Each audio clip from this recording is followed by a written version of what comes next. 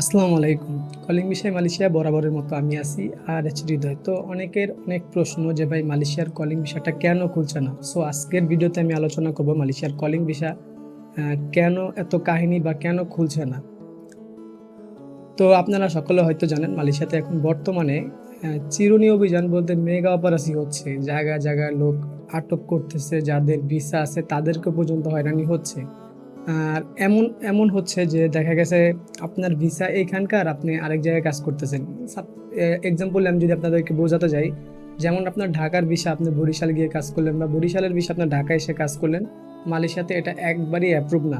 তো মালয়েশিয়াতে সঠিক মাধ্যম হচ্ছে আপনি যদি কোম্পানির মাধ্যমে আসেন, ওই কোম্পানিতে যদি কাজ করেন, সেক্ষেত্রে আপনার আপনার জন্য কোনো সমস্যা নাই। বাট কোনো ব্যানার ভিসা বলতে কোনো নামবিহীন কোম্পানি ভিসা যদি আপনি আসেন, আসার পর অন্য কোনো কোম্পানিতে কাজ করেন, সেক্ষেত্রে কিন্তু মালয়েশিয়াতে এটা একদমই ক্রাইম অথবা অন্যায়।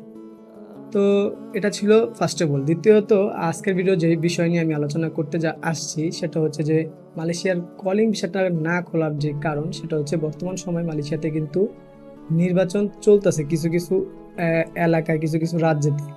তো সম্প্রতি সময় আপনারা সবাই জানেন যে জোয়ার বারুতে নির্বাচনের ফলাফলও জানিয়ে দিয়েছে। এখন সম্ভবত পেনাংয়ে ডিস্ট্রিক্টে হয়তো নির্বাচন চলতেছে। তো এই ডিস্ট্রিক্টবিহীন নির্বাচন হওয়ার পর যখন প্রধানমন্ত্রী নির্বাচন হবে, তো তখন নতুন কোনো প্রধানমন্ত্রী আসলে অবশ্যই মালয়েশিয়াতে ফলাফল আসবে যে মালয়েশিয়ার কলিং ভিসা খুলবে নাকি বৈধতার সুযোগ দিবে।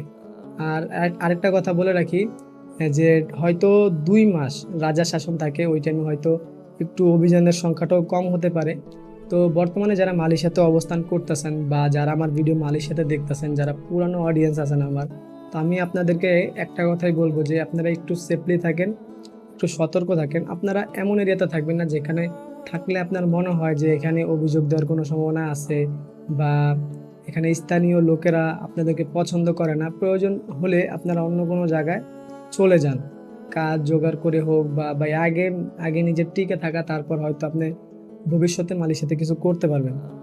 তো কি বলবো জানি না। তো যারা মালয়েশিয়ার কলিং ভিসা খোলা নিয়ে অপেক্ষায় আছেন, তাদেরকে শুধু একটা কথাই বলবো, কোনো আহ, গুজবে কান দিবেন না। যদি মালয়েশিয়ার কলিং ভিসা খোলে, অবশ্যই সঠিক মাধ্যম বা নিউজ আপনারা পাবেন। নিউজ, আর বর্তমান সময় বাংলাদেশের কথা কি বলবো, বাংলাদেশের নিউজে যেভাবে আর দেখাচ্ছে মালয়েশিয়ার কলিং ভিসা খুলছে, খুলবে, পুরোটাই ভাই একটা মিথ্যা। মালয়েশিয়াতে এমন এমন এখন পর্যন্ত কোনো আপডেট নাই। আরেকটা কথা, আমার শরীরটা খুবই খারাপ, তারপর আমি আপনাদেরকে ভিডিও দিচ্ছি, অবশ্যই সাপোর্ট করবেন।